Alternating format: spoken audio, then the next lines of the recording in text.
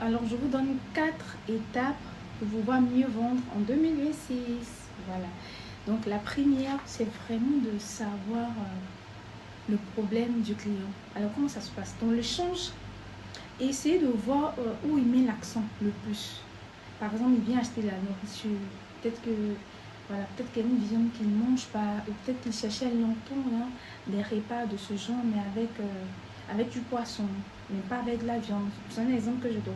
Donc, il insiste pour demander, et déjà, peut-être qu'il a des poissons qu'il ne mange pas. Donc, il insiste pour demander est-ce que c'est vraiment du poisson? Est-ce qu'il y a il y a quel type de poisson? Est-ce que c'est du poisson thon?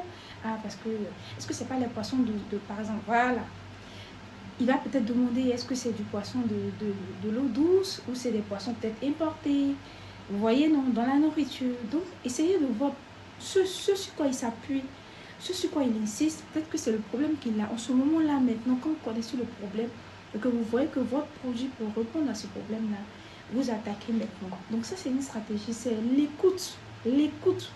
Le premier point pour vendre, c'est l'écoute du besoin ou l'écoute du problème en fait. Et en fonction de ça, quand vous-même vous savez que le produit vraiment est fait pour cela, parce qu'il y a forcément un élément qui l'a attiré.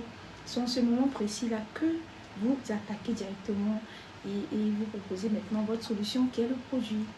Donc s'il veut résoudre un problème, il va éventuellement s'intéresser à votre produit qui répond à ses besoins.